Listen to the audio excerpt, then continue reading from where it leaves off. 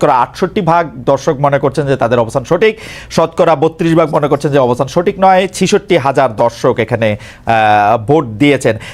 জনাব সার্জিস, আমি বিরতির আগে আপনার কাছে ছিলাম, আপনার কাছে আবার ফিরে আসছি। বিরতি না, মানে জনাব রেজাউল করিম রনির সাথে কথা বলার আগে। জনাব সার্জিস আলম, আপনি আপনার জায়গা থেকে ভাই একটা জিনিস একটু জাস্ট ক্লিয়ার করেন, ওই যে ছাড় দেওয়ার কথাটা বলেছিলেন, এটা কাদেরকে ইন্ডিকেট করে? অর্থাৎ এটা কি সেনাবাহিনী নাকি অন্তর্বর্তীকালীন সরকার? না না, আমরা শুনেছিলাম যে আওয়ামী লীগের যারা শীর্ষস্থানীয় নেতৃবৃন্দ আছেন, আওয়ামী লীগ, যুবলীগ, ছাত্রলীগ, বা তাদের মধ্যে অনেকে প্রাণ ভয় সেনাবাহিনীতে ক্যান্টনমেন্টে আশ্রয় নিতে গিয়েছিলেন। তাদের একটা মোটামুটিভাবে তাদের একটা সংখ্যাও বলা হয়েছিল আইএসপিআর থেকে এটা দিয়ে, কিন্তু পরে আমরা দেখলাম তাদের কাছে এই সংখ্যক লোক তাদের কাছে আসলে নাই।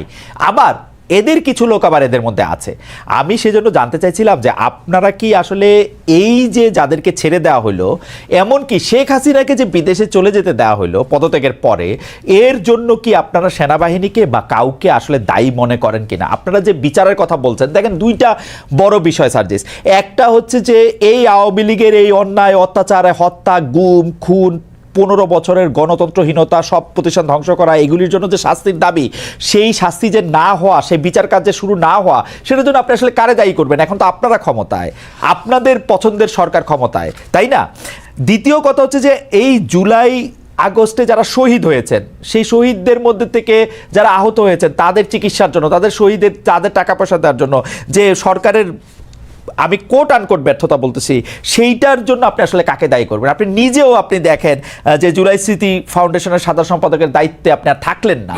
কারণ হচ্ছে যে এই পুরো ব্যাপারটা যদি আপনি বলেন, যেই দুইটা বিষয় নিয়ে আপনি আসলে দায়ী করতেছেন যে আওয়ামী লীগের বিচার হচ্ছে না, শহীদদের বা আহতদের পাচ্ছে না, তার জন্য আপনি দায়ীটা করবেন কারে আসলে, নিজেরা ছাড়া? দেখুন, এই জায়গায় হচ্ছে না, যেখানে আমার নিজের দায় আছে, আমার নিজের দায়ও সেখানে স্বীকার করতে কোনো সমস্যা নেই। কিন্তু সবচেয়ে বড় কথা হচ্ছে, আমরা আমাদের জায়গা থেকে যে জিনিসটা মনে হয়েছে সেটা হচ্ছে, বর্তমানে অন্তর্বর্তীকালীন সরকারে খুব স্বাভাবিকভাবে যখন এখানে উপদেষ্টা নির্ধারণ করা হয়, বিভিন্ন দলের মতের, বিভিন্ন স্টেক হোল্ডারের সাজেশন দেওয়া হয়, সবাই সবার জায়গা থেকে এই যে মানুষগুলোর নাম সাজেশন করেছিল যারা এখন রয়েছে উপদেষ্টা পরিষদে, সবাইকে হয়তো এরকম মনে করা হয়েছিল যে এই মানুষগুলো তাদের জায়গায় স্ব কর্মক্ষেত্রে এই মানুষগুলো ভালো এবং তাদেরকে এখানে সাজেস্ট করা হয়। কিন্তু আমার জায়গা থেকে, আমার ব্যক্তিগত জায়গা থেকে মনে হচ্ছে এখন যারা আমাদের এই জায়গায় উপদেষ্টা পরিষদে রয়েছেন, অনেকের ক্ষেত্রে এই জিনিসটা খাটে। তারা হয়তো মনে করছেন যে বাংলাদেশের যে মানুষ যারা রয়েছে তারা হয়তো হয় তাদের মতোই সবাই ভালো, না হয় তারা মনে করছেন যে এই মানুষগুলো খুব দ্রুত ভালো হয়ে যাবে, একটা সুযোগ দিয়ে দেখি। কিন্তু সবচেয়ে বড় কথা হচ্ছে, এই বাংলাদেশে আমরা দেখছি প্রত্যেকটা সেক্টরে মানুষদের শিরায় শিরায় আসলে এই যে এতদিনের যে ফ্যাসিজম কিংবা এই যে একটা চিন্তা ভাবনার একটা করাপ্টেড চিন্তা ভাবনা ঢুকে গিয়েছে, এখান থেকে মানুষকে বের করে নিয়ে আসার জন্য একটা স্ট্রিক্ট একটা ওয়েতে যাওয়া প্রয়োজন। কিন্তু খুব স্বাভাবিকভাবে সেটি আমরা দেখছি না, বরং ওই মানুষগুলোর মধ্যে যে প্রথমে 2-3 মাসে যে একটা ভীতি তৈরি হয়েছিল যে একটা কথা বলি, আমি বিভিন্ন জনের কাছ থেকে যা জানছি, যত উপদেষ্টা আপনারা নিয়োগ দিচ্ছেন, ডক্টর ইউনূস সহ, আপনারা সহ সব উপদেষ্টা নিয়োগ দিচ্ছেন আপনারা আর কারো কথা শুনে কোনো একজন উপদেষ্টা নিয়োগ দেন নাই। আচ্ছা, সবচেয়ে ভাই একটা জিনিস একদম ক্লিয়ার করি, এটা হচ্ছে সবচেয়ে বড় মিথ্যা কথা। কেউ যদি বলে থাকেন তাহলে তিনি মিথ্যা বলেছেন অথবা না জেনে বলেছেন। এখানে বিএনপি তাদের সরাসরি তাদের মত ছিল, তাদের সাজেশন ছিল, জামায়াতের মত ছিল, তাদের সাজেশন ছিল, অন্যান্য রাজনৈতিক দলগুলোর জায়গা থেকেও নামের সাজেশন ছিল, বাংলাদেশ সেনাবাহিনীর পক্ষ থেকে সাজেশন ছিল, শিক্ষার্থীদের পক্ষ থেকে সাজেশন ছিল, সিভিল সোসাইটির পক্ষ থেকে সাজেশন ছিল। আমরা শুনছি শুধু আপনাদের সাজেশন নেওয়া হয়েছে, আর কারো সাজেশন নেওয়া হয় না ভাই। এবং সবচেয়ে বড় কথা, ইভেন এখানে প্রফেসর ডক্টর মোহাম্মদ ইউনূস যখন তাকে প্রধান উপদেষ্টা হিসেবে আমরা আমাদের জায়গা থেকে প্রস্তাব করি এবং তিনি সেখানে পজিটিভ একটি রেসপন্স করেন, তখন তার জায়গা থেকেও সাজেশন ছিল এরকম যে আমি এই পরিষদটাকে যদি কন্টিনিউ করতে চাই, এখানে আরো 2-3 জন এই মানুষকে প্রয়োজন এই জায়গাগুলোতে উপদেষ্টা পদে। সো এখানে প্রায় 5 থেকে 6টি স্টেক হোল্ডারের সরাসরি অংশগ্রহণ ছিল, সরাসরি তাদের সাজেস্ট করা যে উপদেষ্টারা তারা এখন রয়েছেন। কেউ যদি এটা স্বীকার করতে না চান, অবশ্যই এটা সৎ সাহসে তাদের অভাব। এখন যদি এই কথাটি বলি যে এখানে যে জিনিসটা আমরা আমাদের জায়গা থেকে দেখতে পাচ্ছি, সরকারের আসলে অনেক উপদেষ্টার নর্মাল সময়ে যেরকম একজন মন্ত্রী অ্যাক্টিভলি এখানে পার্টিসিপেট করার কথা, গার্ডস নিয়ে বোল্ডনেস শো করে কাজ করার কথা অনেক উপদেষ্টার ভিতরে আমরা এখন সেটা দেখতে পাচ্ছি না। তারা গতানুগতিক তাদের যে অফিস ওয়ার্ক, সেই অফিস ওয়ার্ক গুলো তারা তাদের জায়গা থেকে করছেন। সো আমাদের জায়গা থেকে মনে হচ্ছে যে যেভাবে এরকম একটি করাপ্টেড আমলাতন্ত্র এতদিন ধরে চলেছে বা করাপ্টেড করা হয়েছে, সেই আমলাতন্ত্রকে ব্যবহার করে যখন তাদের মতো করে গতানুগতিক একটি মন্ত্রণালয় চলবে, সেটা থেকে কাঙ্ক্ষিত আউটপুট কখনো পাওয়া সম্ভব নয়। এই বিষয়টি আমরা এখন আমাদের জায়গা থেকে দেখছি। এই যে বিচারিক যে প্রক্রিয়াটি, আপনি সেনাবাহিনীর এখানে ক্যান্টনমেন্টে প্রায় 6 শতাধিক বিভিন্ন মানুষজন তাদের আত্মগোপনে থাকার কথা যেটি বলছেন, আমরা আমাদের জায়গা থেকে বৈষম্য বিরোধী ছাত্র আন্দোলন প্ল্যাটফর্ম, জাতীয় নাগরিক কমিটি প্ল্যাটফর্ম, এই জায়গা থেকে আমরা সরকারকে পুশ করেছি। আমাদের যারা ছাত্র উপদেষ্টা 3 জন রয়েছে সরকারের, তাদেরকে বলেছি, তারা তাদের জায়গা থেকে সরকারকে বলেছে, সেনাবাহিনীকে বলেছে। সেই জায়গায় সেনাবাহিনী একটা রিপোর্টও দিয়েছে। শেষ করে একটু, সেই রিপোর্টে যেটি দেখানো হয়েছে যে রাজনীতিবিদ যারা ছিল তাদের সংখ্যাটা বেশ কম, ইভেন এটা 100-রও নিচে, তারা বলছেন অ্যারাউন্ড 50-এর মতো। এবং এই জায়গাটার সংখ্যাটা সবচেয়ে বেশি হচ্ছে কিছু পুলিশ কর্মকর্তা, কিছু আমলাতন্ত্রের কিছু আমলা, তারা তাদের পরিবার সহ ওই বিভিন্ন বাড়িগুলোতে তাদের আত্মীয় স্বজন বাসা আশ্রয় নিয়েছিলেন। এবং সবচেয়ে বড় সংখ্যাটা হচ্ছে আমলা এবং পুলিশ, যারা এই হত্যাযজ্ঞের সাথে সরাসরি জড়িত ছিলেন, যারা ওই আমলাতন্ত্রে বসে শেখ হাসিনাকে সার্ভ করেছেন। সেই জায়গায় এখন সবচেয়ে বড় যে সমস্যাটি হচ্ছে, তারা কিছুদিন আত্মগোপনে বা কাজে ঠিকমতো অংশগ্রহণ না করে এখন বিভিন্ন ফর্মে আবার অংশগ্রহণ করছেন। কিন্তু সরকারের জায়গায় যে একটি স্ট্রিক্ট হয়ে যে একটি ব্যবস্থা নেওয়ার যে প্রক্রিয়াটি, সেটি আমাদের জায়গা থেকে আমরা দেখছি না। বরং আমরা যেটি দেখছি যে ওই আমলাতান্ত্রিক যে বিচারিক প্রক্রিয়া, ওই জায়গায় সরকার এখন ঢুকে সেই প্রসেসের মধ্যে দিয়ে যাচ্ছে। জনাব সার্জিস, আপনি তো আসলে বাংলাদেশে এবং আপনি বাংলাদেশের মোটামুটি 5 জন গুরুত্বপূর্ণ লোকের একজন, আপনি ভালো বলতে পারবেন। আপনি আমাকে একটু বলেন তো, আপনি বললেন যে উপদেষ্টারা আসলে তাদের দায়িত্ব পালন করার ক্ষেত্রে অনেকটা, মানে আমি কি বলবো, যে অনেকটাই পরিচিত হচ্ছে না। কিন্তু আমি দূর থেকে বাংলাদেশটাকে যা দেখি, যে বাংলাদেশটাকে চালাইতেছেন আপনারা 3 জন, যে সমন্বয়ক উপদেষ্টা পরিষদে আছেন সেই 3 জন, এবং আপনি এবং জনাব হাসনাত আব্দুল্লাহ, আপনারা 5 জন। যদি ধরে নেই তাহলে এই যে কি জানি বলে নাগরিক কমিটির জনাব পাটোয়ারি, জনাব আক্তার, তারাও কিছুটা সরকার চালাচ্ছেন। আপনারা সব জায়গায় সালিশ মোকদ্দমা করতেছেন, আপনাদের কথায় আপনারা বদলি করতেছেন, আপনাদের কথা আমি যা শুনি আর কি, এইগুলি কি মিথ্যা? মানে উপদেষ্টাদের মধ্যেও অনেকে এইটি দেখতেছেন যে আপনারা যেটা বলতেছেন, আপনারা যেদিকে যাইতেছেন দেশটা সেদিকেই যাচ্ছে। ব্যাপারটা এরকম না? মানে আমরা জাস্ট আপনাকে একটা জিনিস বলি ভাই, মানে এই মুহূর্তে সবচেয়ে বড় সমস্যাটা যে জায়গাটাতে হয়েছে, সেটা হইতেছে এই আমরা আসলে এই অভ্যুত্থানের সামনের সারিতে থাকার কারণে মানুষের এক্সপেকটেশনের কেন্দ্রবিন্দু হয়ে গেছে অল্প কিছু মানুষ। এবং এই জায়গাটাতে আমাদের এঙ্গেজমেন্টের জায়গা, যেমন আজকে যদি দেখেন, আমার শহীদ পরিবার আজকে তাদের দ্রুত বিচারিক এই প্রক্রিয়ার জন্য তারা শাহবাগে আজকে অবস্থান করলো। এই শহীদ পরিবারের সাথে আমাদের গিয়ে কথা বলতে হয়, তাদের হয়ে কথা বলতে হয়, দ্রুত যেন বিচারিক প্রক্রিয়াটা, অর্থাৎ সরকারের একটা অংশ হয়ে আমাদেরকে আবার এই মানুষগুলো লং টার্ম সাস্টেইনের জন্য, বাংলাদেশের এই যে মানুষগুলো, তরুণ প্রজন্ম যারা নতুন করে চিন্তা করছে, স্বপ্ন দেখছে, এই অভ্যুত্থানের স্পিডটাকে আমরা যদি ধারণ করতে চাই, আমাদের ওইরকম একটা পলিটিক্যাল প্ল্যাটফর্ম প্রয়োজন, যেটা থেকে আমরা নতুন করে এই স্বপ্নটা ক্যারি করা আমাদের বেশ ট্রাই করব। সেখানে আমাদের সময় দিতে হচ্ছে। আমাদের জায়গা থেকে আমাদের প্রত্যেকটা জেলা উপজেলা গিয়ে আমাদের যে নিজেদের যে প্ল্যাটফর্মগুলো, সেগুলো গুছাতে হচ্ছে। এরপরে আমাদের যারা উপদেষ্টা রয়েছেন, তাদের সাথে আমাদের যারা প্রতিনিধি সরকারে রয়েছেন, তারা যখন সরকারে থাকেন উপদেষ্টা, কিন্তু তাদের সাথে আমাদের একটা আলাদা কমিউনিকেশন অবশ্যই থাকবে, কারণ ফিল্ডের অবজারভেশনটা আমাদের তাদেরকে দিতে হবে, তাদের সাথেও আমাদের গভর্নমেন্টের ওই রেসপন্সটা তাদের থেকে নিতে হবে। সো এই যে প্রত্যেকটা বিষয় যদি দেখেন, প্রত্যেকটা বিষয়ে আমরা আমাদের জায়গা থেকে এগুলো বিভিন্ন ভাবে জনগণের এক্সপেকটেশন অনুযায়ী আমাদের কথা বলতে। একটু শেষ করি ভাই, কিন্তু আপনি যে জিনিসটা বললেন, এই যে সালিশের কথাটা বললেন, আজকে শাহবাগে আমার শহীদ পরিবার বসেছে, সেখানে তারা এক্সপেক্ট করে যাদের নেতৃত্বে অভ্যুত্থানে হয়েছে, আন্দোলনটি হয়েছে, তাদের কেউ একজন কথা বলুক, সেখানে যেতে হয়। আজকে যখন আমার আহতরা কোথায় বসে, সেখানে যেতে হয়। সেটা তো অবশ্যই যাবেন সার্জিস, সেটা তো অবশ্যই যাবেন। আমি বলি, আপনারা কি ফোন করে এসপি বদল করেন বা সচিব? একটা জিনিস বলি, হ্যাঁ, সচিব নিয়োগে তদবির দেন? সবচেয়ে বড় সমস্যাটা এখন কোন জায়গায় হয়ে গেছে, যদি আপনি যে কোনো জায়গায় একটা সমন্বয়কের একজন নাম ব্যবহার করতে পারেন, স্পেশালি যাদের নাম সবাই চেনে, তাহলে আপনার সাতকুল মাপ। ইভেন বাংলাদেশের সবচেয়ে বড় যে পলিটিক্যাল যে রাজনৈতিক দলগুলা, এই বড় রাজনৈতিক দলের যে রাজনৈতিক ব্যক্তিত্বের নাম আপনি জানেন, বাংলাদেশের অধিকাংশ মানুষ জানে, তারাও সুযোগ পেলে এরকম দু একজন সমন্বয়কের নাম ব্যবহার করে বিভিন্ন জায়গায় বদলি করায়, বিভিন্ন জায়গায় বিভিন্ন তদবির করে। নাম ব্যবহার করলে বদলি হয়, এটাই সবচেয়ে বড় সমস্যা। আমরা তো কখনো চাই না যে এটা হওয়া উচিত, কিন্তু সবচেয়ে বড় কথাটি হচ্ছে যে জায়গাটাতে এই যে বাংলাদেশের এতদিনের যে কালচার, নাম ব্যবহার করে, এতদিন শেখ হাসিনা, গণভবন 32 এসব নাম ব্যবহার করে বদলি হইতো, এখন তারা মনে করে যাদের নেতৃত্বে অভ্যুত্থান হয়েছে তাদের নামটা যদি ব্যবহার করি, এবং এই যে আমরা যাদেরকে কেন্দ্র করে এখন আমলাতন্ত্র পরিচালিত হচ্ছে, জুডিশিয়ারি পরিচালিত হচ্ছে, কিংবা অন্যান্য যে প্রতিষ্ঠানগুলো পরিচালিত হচ্ছে, তারা তো ওই ট্রেডিশনে অভ্যস্ত, তাদের রক্তে কিন্তু এই সুপারিশ, তদবির, ক্ষমতার অপব্যবহার, এখন যখন এই নামগুলো ব্যবহার করছে বিভিন্ন রাজনৈতিক দলের নেতাকর্মীরা, তখন তারা এই জিনিসটাকে মেনে নিচ্ছে, কারণ তারা এটা তো অভ্যস্ত। কিন্তু ভাই আমাদের জায়গা থেকে সবচেয়ে বড় কথা বলি, ইভেন যদি আপনি এরকম শুনেও থাকেন, এটা যদি 10 জন হয়, কয়েকজন মানুষের সমন্বয়কদের নাম ব্যবহার করে, এটা অন্তত 70-80 জন হচ্ছে বিভিন্ন রাজনৈতিক দলের গুরুত্বপূর্ণ রাজনৈতিক ব্যক্তিদের। এই মুহূর্তে এটা হচ্ছে। আমি এই কথাটায় আসি। তা আপনি কি খেয়াল করেছেন যে আপনাদের যে এলজিআরডি উপদেষ্টা আছেন, আপনার সহযোদ্ধা জনাব আসিফ মাহমুদ সজীব ভুঁইয়া, তিনি একটি চিঠি লিখে বলেছেন যে এই প্রশাসক নিয়োগ দিতে হবে। এইটা কি মানে সেম না যে ধরেন আওয়ামী লীগের এলজিআরডি মিনিস্টার যিনি থাকতেন, তিনি আওয়ামী লীগের একজন লোককে মনে করলেন যে তাকেই প্রশাসক নিয়োগ দিতে হবে, তাকে প্রশাসক নিয়োগ দেওয়া হোক, এটা চিঠি দেওয়া হোক, এটা সেম সেই যেটা, যেহেতু চিঠিটা সামনে আসছে সেই জন্য বলতেছি।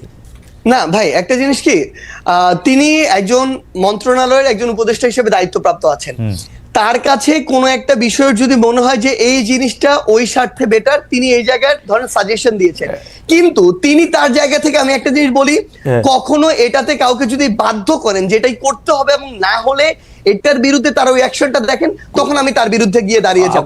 কিন্তু আপনি এটা বলেন ভাই, একদম ক্লিয়ার প্রশ্ন, আপনি এটা বলেন এরকম সিঙ্গেল একটা সুপারিশ যেটা সার্জিস করেছে, এরকম সিঙ্গেল একটা সুপারিশ যেটা হাসনাত করেছে, আমরা আমাদের জায়গা থেকে এটা আমরা মনে করি যে আমরা ওইরকম কোনো অথরিটি না যে এই জায়গাটি করতে পারে।